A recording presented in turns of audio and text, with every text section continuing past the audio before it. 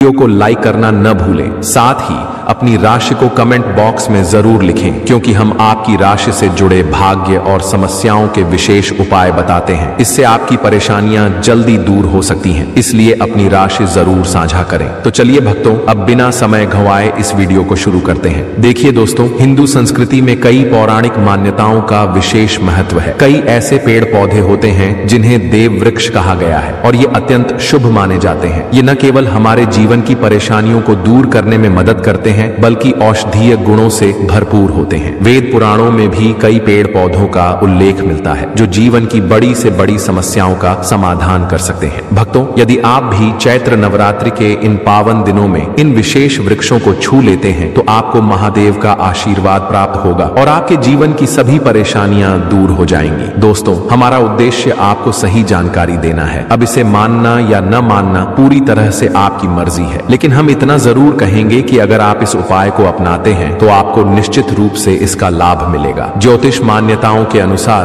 पूज्य गुरुजी ने कहा है कि इस चैत्र नवरात्रि पर स्वयं माता दुर्गा एक चमत्कारी वृक्ष पर विराजमान रहेंगी। आगे इस वीडियो में हम आपको उसी वृक्ष के बारे में विस्तार से बताएंगे। यदि आप इन पेड़ों को बताए गए तरीके से बिना किसी संदेह के छूते हैं तो आपको तीनों देव ब्रह्मा, विष्णु और महेश का आशीर्वाद तुरंत प्राप्त होगा। इसके बाद आपकी आर्थिक स्थिति में ऐसा सुधार आएगा कि कोई भी शक्ति आपको धनवान बनने से नहीं रोक पाएगी। भक्तों, इन चमत्कारी वृक्षों के बारे में जानने से पहले हम आपको चैत्र नवरात्रि के शुभ मुहूर्त की जानकारी दे देते हैं, ताकि आप सही समय पर इन वृक्षों को छू सकें। जैसा कि आप जानते हैं, इस साल चैत्र नवरात्रि 30 मार्च से शुरू होकर 6 अप्रैल को समाप्त होगी। इसी दिन कन्या पूजन किया जाएगा और नवरात्रि का समापन होगा। इस बार नवरात्रि के 8 दिनों में 31 मार्च को 2 व्रत एक साथ पड़ रहे हैं, जिसमें मां ब्रह्मचारिणी और मां चंद्रघंटा की पूजा एक ही दिन होगी। इसलिए यह नवरात्रि विशेष रूप से शुभ मानी जा रही है। मित्रों,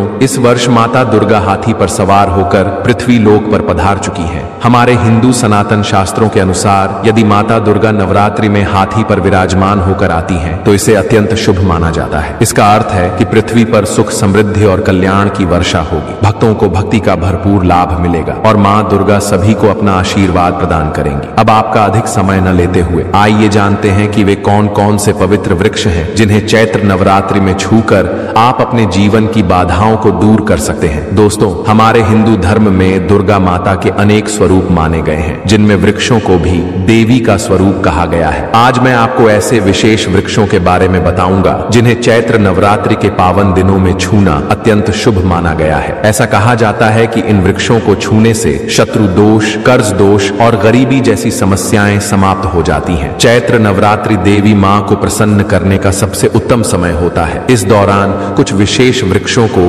देव वृक्ष और देवी वृक्ष कहा जाता है, क्योंकि ये स्वयं माता काली के स्वरूप माने गए हैं। हमारे धर्म में पेड़ पौधों को देवी देवताओं के समान पूजनीय माना जाता है और इनकी पूजा भी अवश्य करनी चाहिए। विज्ञान भी इस बात को स्वीकार करता है कि पेड़ पौधे हमें निःशुल्क प्राण वायु प्रदान करते हैं, ऑक्सीजन देते हैं और वातावरण की नकारात्मक ऊर्जा को सोखकर हमें ताजगी प्रदान करते हैं। धार्मिक शास्त्रों में कुछ ऐसे वृक्षों का उल्लेख मिलता है जिन्हें छूने मात्र से व्यक्ति का भाग्य चमक सकता है और उसके जीवन की बाधाएं दूर हो सकती हैं। हमारे शास्त्रों के अनुसार वृक्षों में साक्षात देवताओं का वास होता है। इनमें कई औषधीय गुण पाए जाते हैं और कई बीमारियों का उपचार भी इन्हीं में छिपा होता है। श्री कृष्ण ने गीता में स्वयं कहा है कि वृक्षों में वह स्वयं पीपल के वृक्ष के रूप में स्थित है। पीपल के वृक्ष को वृक्षों का राजा कहा जाता है, क्योंकि इसकी आयु अत्यधिक होती है और यह सर्वशक्तिमान माना जाता है। पूजा पाठ में इसका विशेष महत्व बताया गया है। आज मैं आपको उन विशेष वृक्षों के बारे में बताऊंगा जिन्हें चैत्र नवरात्रि के दौरान छूने से जीवन में सुख समृद्धि आ सकती है। इसलिए कमेंट में जय माता रानी अवश्य लिखें, क्योंकि जब भी माता रानी का नाम लिया जाता है वह शीघ्र प्रसन्न होती है। हमारे धर्मशास्त्रों में कई ऐसे वृक्षों का उल्लेख मिलता है जिन्हें कल्याणकारी और मंगलकारी माना गया है। ये न केवल पर्यावरण के लिए बल्कि हमारे जीवन के लिए भी अत्यंत महत्वपूर्ण होते हैं। चैत्र नवरात्रि के दौरान इन वृक्षों का प्रभाव कई गुना बढ़ जाता है, क्योंकि इस समय धरती लोक में शक्ति का संचार होता है। इस दिन समस्त जीव जंतु, पेड़ पौधे और वस्तुएं जागृत हो जाती हैं, जिससे देवी स्वरूप वृक्षों को छूने मात्र से जीवन की सारी परेशानियां समाप्त हो सकती हैं। विशेष रूप से काल सर्प दोष, मंगल दोष, शनि दोष और राहु दोष जैसी समस्याओं से मुक्ति पाने के लिए इस दौरान इन वृक्षों को स्पर्श करना अत्यंत लाभकारी होता है। आज मैं आपको 4 से 6 ऐसे देव वृक्षों के बारे में बताने जा रहा हूं जिन्हें हमारे शास्त्रों में बहुत महत्वपूर्ण माना गया है। ये वृक्ष आपके जीवन में सुख, समृद्धि और खुशहाली लाने में अत्यधिक प्रभावशाली होते हैं। इसलिए इस वीडियो को ध्यान से देखें, क्योंकि यदि आपने इसे बीच बीच में काट कर देखा तो बाद में पछताना पड़ सकता है। चैत्र नवरात्रि का यह पावन पर्व ऐसा है जब आपको लंबी लंबी पूजा करने की जरूरत नहीं होती। बस अगर आप इन विशेष वृक्षों को चैत्र नवरात्रि के पावन दिनों में सही तरीके से छू लेते हैं और उनका आशीर्वाद ले लेते हैं तो आपकी सारी समस्याएं और गरीबी खत्म हो सकती हैं। ये वृक्ष इतने शक्तिशाली होते हैं कि आप खुद इनका असर महसूस कर सकते हैं। खास बात यह है कि ये देव वृक्ष आपके आसपास ही आसानी से मिल जाते हैं, जिन्हें आप अपने घर के पास भी ढूंढ सकते हैं। अब वीडियो में आगे बढ़ने से पहले अगर आपने अभी तक कमेंट बॉक्स में जय माता रानी नहीं लिखा है तो कृपया जरूर लिखें। जब आप हमारे वीडियो पर कमेंट और लाइक करते हैं तो हमें बहुत अच्छा लगता है और हमारा मनोबल बढ़ता है, जिससे हम और भी अच्छी जानकारियां आपके लिए ला सकें। अब बात करते हैं उन 3 वृक्षों की जिन्हें चैत्र नवरात्रि के पावन दिनों में छूना बहुत ही शुभ माना गया है। ये वृक्ष न सिर्फ आपके जीवन को खुशहाल बनाते हैं बल्कि आपकी गरीबी और दुख दर्द भी दूर कर सकते हैं। इसलिए मैं चाहूंगा कि आप चैत्र नवरात्रि के किसी भी दिन इन वृक्षों की पूजा करें और इन्हें छूने का प्रयास करें, क्योंकि ऐसा करने से आपको अनगिनत लाभ मिल सकते हैं। तो चलिए भक्तों, अब जानते हैं कि वे देव वृक्ष कौन से हैं जिनके स्पर्श से हमारी गरीबी खत्म होती है और जीवन में सुख समृद्धि आती है। पहला वृक्ष है बेल का वृक्ष, जिसे पूजा में विशेष रूप से इस्तेमाल किया जाता है। चैत्र नवरात्रि के दौरान बेल का पेड़ बहुत महत्वपूर्ण माना जाता है। भगवान शिव को बेलपत्र अत्यंत प्रिय है और शिवलिंग पर बेलपत्र चढ़ाने से विशेष पुण्य की प्राप्ति होती है। स्कंद पुराण के अनुसार बेल का वृक्ष माता पार्वती के पसीने से उत्पन्न हुआ है और इसे देवी स्वरूप माना गया है। इस वृक्ष की जड़ में, गिरिजातनों में, माहेश्वरी शाखाओं में, दक्षिणायनी पत्तियों में माता पार्वती, फलों में कात्यायनी, फूलों में गौरी और संपूर्ण वृक्ष में मां लक्ष्मी का वास होता है। माता पार्वती से जुड़ा होने के कारण यह वृक्ष धार्मिक रूप से अत्यंत महत्वपूर्ण है। अगर आप चैत्र नवरात्रि के किसी भी दिन संध्या के समय शिव मंदिर या नव दुर्गा मंदिर के पास बेल के वृक्ष के नीचे घी का दीपक जलाते हैं तो आपको धन, समृद्धि और पराक्रम की प्राप्ति होती है। इस वृक्ष के स्पर्श से व्यक्ति के सभी मनोरथ पूरे होते हैं। बेल वृक्ष को छूने से पहले एक विशेष मंत्र बोलना चाहिए। दर्शनम बिल्व वृक्षस्य स्पर्शनम पापनाशनम अघोर पाप संहारम एक बिल्वम शिवार्पणम। इस मंत्र का अर्थ है कि बेल वृक्ष के दर्शन और स्पर्श मात्र से सभी पाप नष्ट हो जाते हैं और भगवान शिव को अर्पित किया गया एक बेलपत्र भी अघोर पापों का नाश कर सकता है। तो चैत्र नवरात्रि के इन पावन दिनों में इस बेल वृक्ष को छूकर अपनी मनोकामना बोलें और फिर चुपचाप वापस आ जाएं। इससे आपके सभी कष्ट, दुख और पाप समाप्त हो जाएंगे और आप सुख समृद्धि प्राप्त करेंगे। अब मैं आपको दूसरे महत्वपूर्ण वृक्ष के बारे में बताने जा रहा हूं। यह पौधा है शमी का वृक्ष। शमी का वृक्ष हमारे धर्म शास्त्रों में जगदम्बा के स्वरूप के रूप में पूजा जाता है। इसे स्वयं मां जगदम्बा का स्वरूप माना गया है और ऐसा माना जाता है कि इस पर मां जगदम्बा साक्षात विराजमान रहती हैं। अगर आप चैत्र नवरात्रि के दिनों में संध्या के समय शमी के वृक्ष के नीचे धूप और दीपक जलाते हैं तो आपकी सारी परेशानियां और कष्ट दूर हो सकते हैं। इसके अलावा शमी की जड़ में सिंदूर चढ़ाने से व्यक्ति को अच्छे स्वास्थ्य की प्राप्ति होती है। जो लोग लंबे समय से बीमार हैं उनके लिए यह उपाय बहुत लाभकारी हो सकता है। यदि आपके घर में कोई सदस्य लंबे समय से बीमार है तो आप उसके शरीर से 7 बार सिंदूर उतारकर शमी की जड़ में चढ़ा सकते हैं। इससे उसके रोग जल्दी ठीक हो सकते हैं। यदि आप खुद को रोगों से बचाना चाहते हैं और स्वस्थ रहना चाहते हैं तो शमी की जड़ में सिंदूर चढ़ाना एक उत्तम उपाय हो सकता है। चैत्र नवरात्रि के दौरान शमी के वृक्ष को छूकर अपनी मनोकामना बोलने से आपकी इच्छाएं पूरी हो सकती हैं और दरिद्रता समाप्त हो सकती है। इस दिन शमी के वृक्ष के आशीर्वाद से अपार लाभ मिल सकता है। इसलिए